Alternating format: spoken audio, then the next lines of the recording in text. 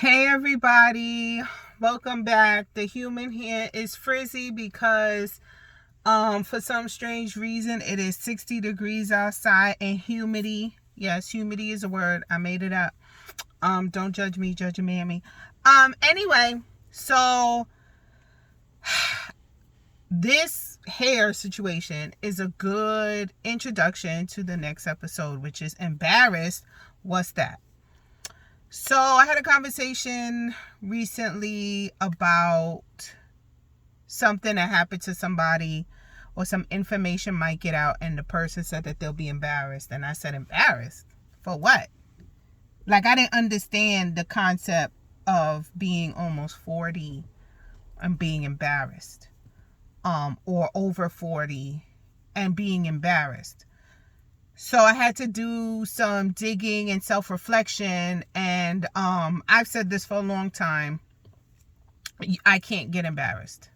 I'm immune to being embarrassed because of how I see people, how I think about people's opinions, the weight that people's perceptions have on me. I cannot be embarrassed. I just can't. Like, I was 200, damn near 300 pounds with a belly ring. Yes, I had this fat ass belly pierced, and I was laid up on the beaches of the Dominican Republic with my belly and rolls and cellulite out. I just didn't care. I didn't care. It's what made me happy, seeing this before children, seeing my smooth, because it was big, but it was smooth. I didn't have a stretch mark in sight. Seeing this huge brown belly with my cute little Claire's belly button ring glistening under the tropical sun just brought me so much joy. So, and then my friend was like, I told my friend at the time, take a picture of me. And she took a picture. And when I saw her, I was like, where's the belly? She was like, oh, I took it out of the picture. And I was like, why? And the look on her face was like, it's a big fat belly. You'll get embarrassed. And then I was like, girl, you better take that picture again and get all of this in the picture. So I realized that as an adult, dealing with other adults can still be embarrassed. Let's talk about it. So yes, somebody said that it seems like I'm holding back in these videos, and I am. I'm not holding back for me. I'm holding back because what I really want to talk about, it would be putting other people's tea and other people's business out, and they have expressed to me that they are not comfortable with having that information released. Therefore, I primarily talk about myself, and I limit the amount that I share with my husband. I've asked him to come on and talk with me, and he's like, nah, that's not my thing. And I respect that. But for me, when I'm talking about my infertility or my PCOS, or the fact that if I don't shave, all of this shit can connect, or whatever I'm talking about, I primarily stick it with my experiences and with me, because I respect the opinions of other people. Like I said, I don't force my views on other people. I don't want them forced on me. I have been called too transparent. I'm being too personal.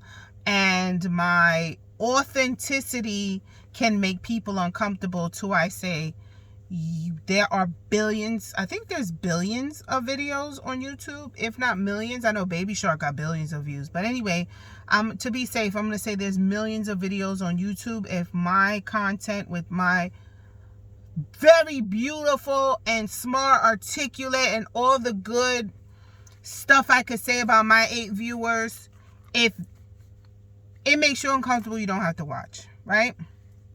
But I want to dive into why I think people are saying this to me. And let's be clear, these are people that say they love me. So I'm not going to tear them apart. And I know that their views are not limited to their own, that a lot of people feel the same way.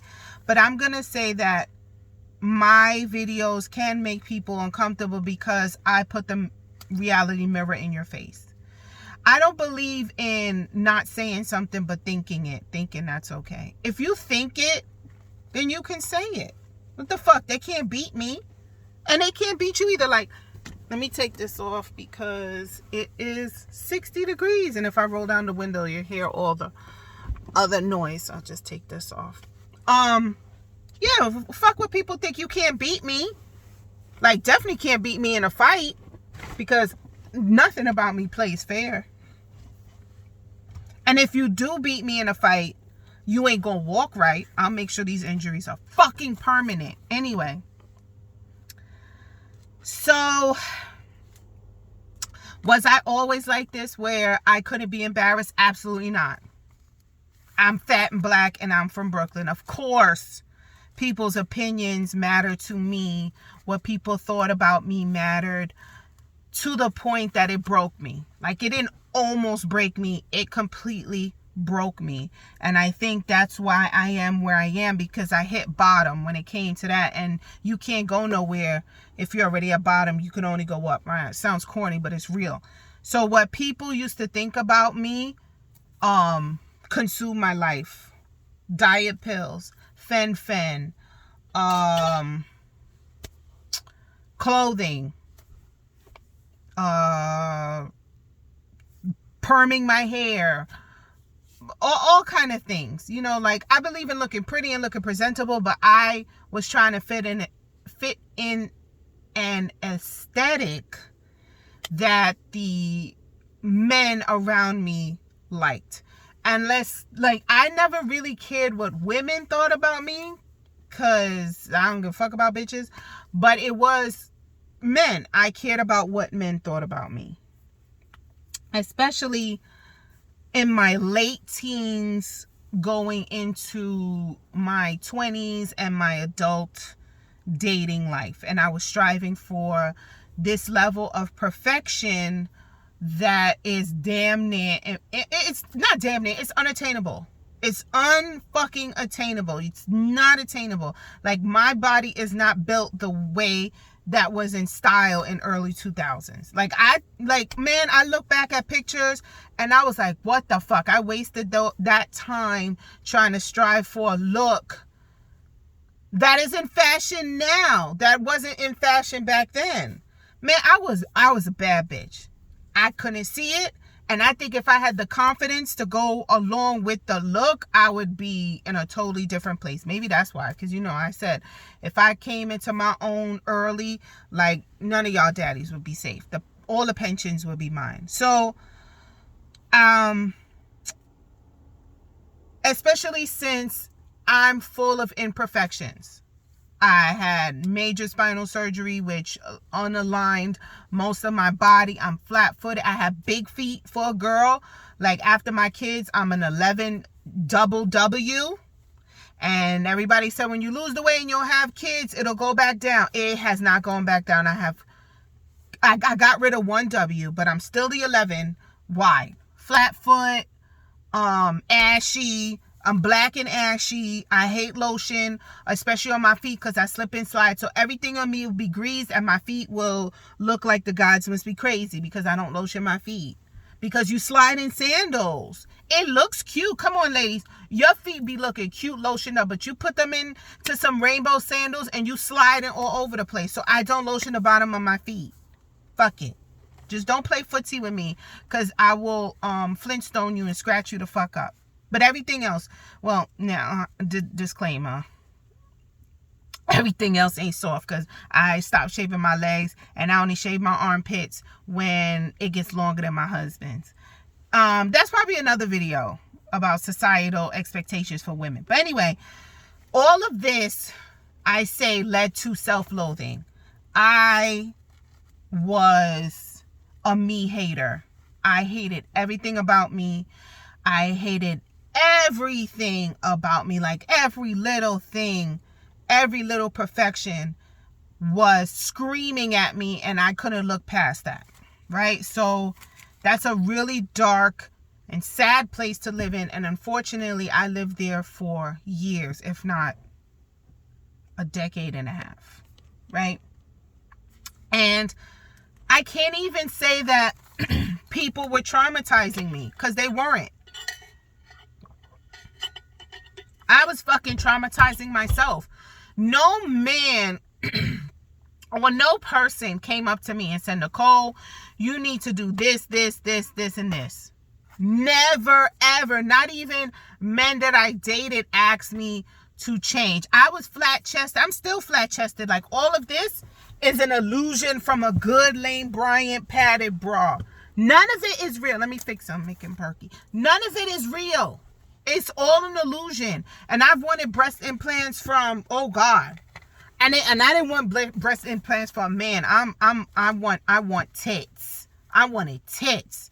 Don't you be a friend of mine and you have big tits. You will be me too. Especially if I have two Tito's and seltzer. Well, I can't drink seltzer anymore. If I have Tito's with some limes or lemons and I have two of them, I'm fondling those titties. Because I want titties. And I don't want titties because a man wants. I like titties. I want titties. So anyway, no man I've ever been with said, you got to get a fat ass or you got to get titties. These were my own self-loathing desire for these characteristics, and I was traumatizing myself. I can't even say anybody else traumatized me about my looks or my aesthetic. It was all internalized trauma from me. Okay, so what was the big change that shifted from self-loathing, desire, unattainable desire, embarrassed about herself, embarrassed about everything, to I'm now 38, almost 39 years old, and I cannot be embarrassed. And I have to say, if you're listening, thank you. I was cheated on by, I think this is my second to last boyfriend before I got married. I was cheated on, and I saw the girl, and I was able to talk to her, and she was on my level. Meaning, we had the same characteristics. Like, we were on the same level. She wasn't better looking than me. She wasn't uglier than me. She wasn't fatter than me. She wasn't skinnier than me. She, like, in my same category as woman. No, we didn't look like each other. She was a lot lighter than me, but I don't think he cheated on me because of skin color. I think he was just an asshole. And I realized it doesn't fucking matter what you look like, what you do. She had a job. I think at that time I didn't have a job, or I had just started a job. Like, she was completely on my level. And it made me realize, like, it doesn't matter what you do or how you look or what you do. You are not, it will not immune you from being cheated on. Now, let's be clear. I never blamed myself for being cheated on. I just realized that cheating really has nothing to do with looks. Now, I never asked him why he cheated on me. I don't give a fuck. But I realized when I saw her, when I talked to her, and she didn't know. She wasn't disrespectful. She didn't try to fight me or nothing. She was hurt. She looked hurt. I don't know if she continued on with the relationship with him after, because it was dead at that point. But like, we still talk, me and him still talk, but the relationship was done and we never got into a relationship after that. I could be friends with you even though you cheat on me. Because I'm a sophisticated, responsible adult who knows how to decompartmentalize shit. And I know people are not their actions, especially when it comes to sex. So let me get back. I realized that no matter how you look, you're not immune. So why even put any of that effort into try to attain a level of perfection when you could still get treated like a regular bitch? And I'm going to use celebrities. Halle Berry, voted the most beautiful woman in the world, constantly cheated on. Not by 1, 2, 3, 4. Damn near all of them cheated on her. Cardi B, cheated on. Beyonce, they never came out, but we all know that nigga cheated on her. So looks doesn't matter. And then what else came to that realization? So that's where it started. That's where it started. And that was the catalyst to allow me to release the hold that I was putting on myself and release the trauma that I was putting on myself and accept the fact that I'm ashy, fat, black, and terribly basic. There was really nothing extraordinary about me except my personality. I'm funny as shit and I'm cool to be around, but I relished in the fact that I was not an extraordinary bitch with a lot of money or incredibly desirable physical features. A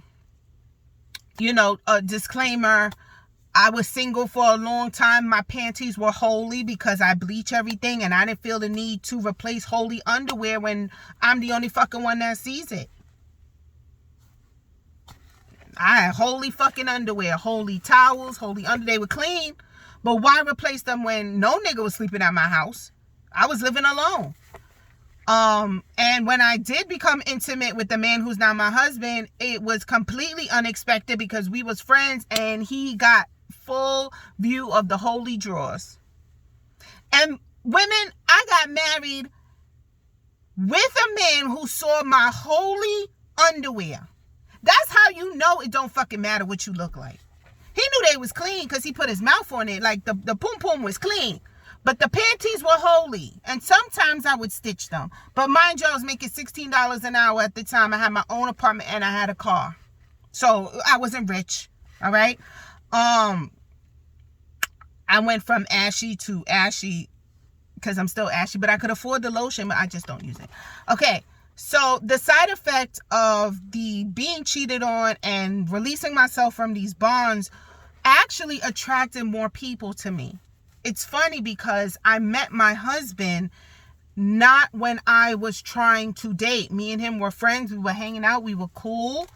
And he, in conversation, he has told me that he was attracted to me because of how free I was and how easygoing I was and how I didn't give a fuck about nobody's feelings. Like, he loved that. Like, I would wear high heels to the club and I would take pictures in these high heels. I used to get them from Easy Pickens. Easy Pickens is out of store. It was $20. Hoochie Mama heels. I would take pictures of them. The heels fucking came off. You got some pictures for the gram and they was off. Right? So he just loved how carefree and effervescent I was. And there were other women that wanted him that were more aesthetically attractive and they were very girly, and he wanted me. He wanted me. So, and to let people know, my husband didn't choose me. He didn't choose me. I chose him. Because he said that he was attracted to me and wanted me for a while. About a year. I had to choose him because he was not my type. I like him fat, black, and ugly. I like him like Biggie. And he was tall and slender and muscular and Puerto Rican and yellow. And I was not checking for him like that. So I chose him. Right? He didn't choose me. He said he wanted me from the first day he saw me at the job. Because I was that girl. I'm still that girl. Anywho, let me flick this here. So, okay. And that goes to show you that, and when I asked him about why he didn't want the other girls and he wanted me, he said insecurity is unattractive. Having a girl that's insecure is a turnoff. It's a turnoff. So the byproduct of me releasing my insecurity with myself attracted more people towards me. And let's say I'm a realist. Like I said, I know how I present to the world. I let my belly hang out over my little titties. I know I'm shaped like a gummy bear. If you take out or Teddy Graham, I'm brown and shaped just like a Teddy Graham. 2 little nipples and a big round belly. I know how I present, but I own that shit. That's my shit. That's my belly. That's what I am. I'm not going to let myself be on 600-pound life because I don't like the byproduct of what that is, meaning your life is limited. But let's be clear. If I could be the active, sane bitch and be 600 pounds without any health issues or pain or whatever, I'd be fucking 600 pounds because I like to eat. I don't like to eat. I love food. Okay? But there's a lot of negative stuff that comes with letting yourself go and be 600 pounds. But I'm not 600 pounds because of the way it looks. I don't give a fuck how I look. If I could have the same quality of life as 150 as I had at 600, I'd be 600. Right? I'm a realist. I know the human body is not made to sustain 600 pounds. Right? Also, this body is not sustaining 125. That's what the doctor said my goal is. Fuck that shit. 180. That's my goal. 180. So the why. Back to the why of why I cannot be embarrassed. And it's because, and please, I want you to be offended. Because I want you to be offended so you could think about it. And I believe it will help a lot of people. I find value in no one's opinion or suggestions. I will listen out of respect. If you have a suggestion on my life, I will listen. And if I find value in it, I will let you know that I have used it. But I'm here to tell you, it's probably holds no value and is not applicable to me. I don't care what you think. I don't care what you, and I'm talking from my MOTHER. I don't care what anybody thinks about me. I used to say, you don't pay my bills. I don't give a fuck. But then I started being around people that pay my bills, like my husband who pays bills. And I don't care about his opinion either. I let him give it, and I'll be fair. He does give me some ideas and stuff that I find value in, but on the default, my default mode is set to don't give a fuck. You have to really present me with something, and it has to hit here for me to be like, yeah, that makes more sense than me. I'm a fucking know-it-all when it comes to me. Nobody knows me better than me. No one. I'm going to give you a prime example of the situation. So when we found out we were having a son, the topic of circumcision came up. And I used to be in the societal mindset that American boys by default get circumcisions because that's what society forced on me, and my husband did not want it and presented me with his explanation why he didn't want it, which then opened me up to do research on it. And I find it to be a form of mutilation. I'm not saying if you circumcised your son that you're wrong. You brought him into this world. You are able to make that decision for your child. But for me and my husband, I found it to be mutilation, unnecessary mutilation, because we don't live in a third world country. We have access to clean water and soap.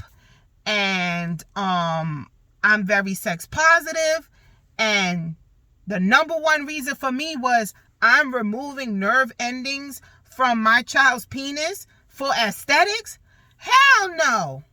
Because I'll be damned if somebody removed nerve endings for me.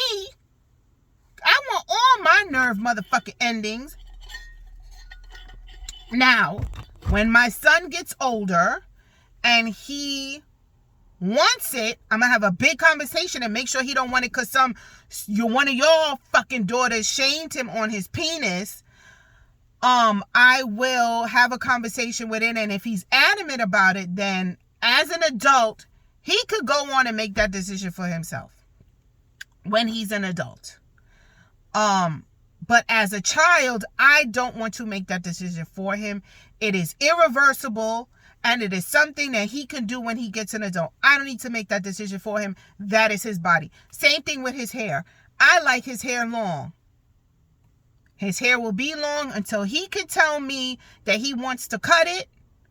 And then if I still don't want him to cut it, he'll have to cut it as an adult. But that's probably not going to wait that long, because there's going to be a point in time where I'm going to stop taking care of his hair. And if he can't find nobody else to take care of it, like if he can't do it himself, I will definitely teach him how to do it himself. But if he can't and does not want to do it himself, then he will cut it. But right now, I'm willing and able to do his hair so he looks like a presentable child out in the world. So I will leave it long. That is an example on how my husband had a difference of opinion and presented it to me, right? Also, I came to a realization when I was single for many years before I got married that I'm okay with being alone. Therefore, I cannot be embarrassed. If a man was turned off or put off by something I did, I didn't give a fuck because I was prepared to live my life alone. Before my husband came around, I was looking into a single adoption, or if that was possible, adopting as a single person. Not saying I was financially ready for a child, but I was prepared to live my life alone. And I looked into my insurance to see if it would pay for me to get sperm and get pregnant without a partner. Because I'm okay with living my life without a partner. Not saying that was my number one go-to, but I have made my peace with it. Like, that is a real possibility for me, and I'm okay with that. I'm not codependent or driven by outside people's approval and what they think about me. This is the most that I have been on camera in 15 to 20 years. I'm not big on pictures. If you see me post pictures, I'm always behind the camera. If somebody says, I'll take a picture for you, I will take the picture. But I'm not big on pictures. I'm not big on the selfies. Even though that's a good one. Anyway, it just wasn't my thing. I'm not into myself enough to document that in a picture. But I'm doing these videos with my face and not behind an avatar or something, because I don't really like videos with an avatar unless you have a really big personality. There's one YouTuber I watch, and his personality is so big he can get away with an avatar. I've actually never seen his face. I don't think anybody who's not his friend has seen him. But he's able to sustain subscribers because his personality is so big. Doesn't even fuck what he looks like. I know he's a man, he's tall, and he's dark skinned. That's all I know. But me, I like to see a face when somebody's talking, because watching a YouTube video is personal. It's like a conversation. You're just not interrupting them, you're listening to them. So yeah, in conclusion for this video, the road to self-revelation was long and full of trauma, and it was sad and bumpy and traumatic and long and sad and bumpy. And I am happy to say the byproduct of having to go through that is living my life unable to be ashamed, unable to be embarrassed, and I find no validation in anybody's acceptance towards me. It is a fun place to be. I welcome more people to come. It is a really nice place to live in when you don't give a fuck about anybody's opinion about you. And people like, what if they talk about you? I hope that I come out of your mouth, because I want to come in your mouth. That's how I feel about you. You a munch, right? That's what these new kids say. You a munch. I don't care about nothing. Just before I got married, I didn't care about nobody's face except for riding it. That's all I care about. That's terrible to say. But yeah, why do you give a fuck about what people think about you? They're not helping you pay your bills, and if they're helping you pay your bills, it's benefiting them. They can't beat you. People going to talk about you regardless. Okay, that was another topic. I caught people talking about me at an old job, and I should have known better because they talked about other people to me. And why the fuck did I think I was exempt from them talking about me? And the shit they were talking about me was, this is funny. They were talking about me and said that I don't take a long enough time in the bathroom, and that I probably don't wash my hands or wipe myself. That's what they were saying about me. And the bathroom that we were using was so small, I low-key was claustrophobic in that fucking bathroom. So what I would do is I would piss, wipe, wash my hands, and run out. Like, I didn't stay in the mirror fixing my hair. I was in and out. I did my business and I was coming out. And if anybody who know me or who has had sex with me or who has seen me in my house, I barely use toilet paper because I like the cold, wet feeling of a baby wipe on my cooch and my ass. And no, I don't flush the baby wipes because that's bad for you. I throw it in the garbage, which is okay because if there's shit on it, I change my bathroom garbage bag every day. I used to throw Pampers in there. I throw it away every day. So it doesn't matter. I like the feeling of clean, and I will wipe and wipe and wipe until that baby wipe is clean. And if my ass is wet and mushy, I will go over it with paper towel, but then I wipe it again. I mean, not paper towel, toilet paper, but then I'll wipe it again with a baby wipe because I don't want fibers on my booty, on my coochie. So that's my disclaimer. My kitty meow meow is very clean. Okay? But yeah, that's what they were talking about me on. I walked in on it and I ain't say shit. But you know, that was also realizing that doesn't matter what the fuck you do, people will talk about you, they'll find something, and it's rooted in jealousy. 99.9% of the time is rooted in jealousy. I was the fattest one in the office. I had a car. I had my own, no, I was still living at home. I had a car. I had a stick shift RX-8 sports car that I used to race and do hood rat shit with my friends. And I had a budding social life, and I didn't have a bunch of kids and a bunch of baby daddy, and the bitches were jealous. Anyway, if you need more advice or help on how to not give a fuck and to release yourself from even people attempting to make you feel embarrassed, hit me up. I'll let you know. We could do some role playing, but I would tell you, just keep saying, I don't give a fuck about what these people think. They can't beat me. Bye, everybody.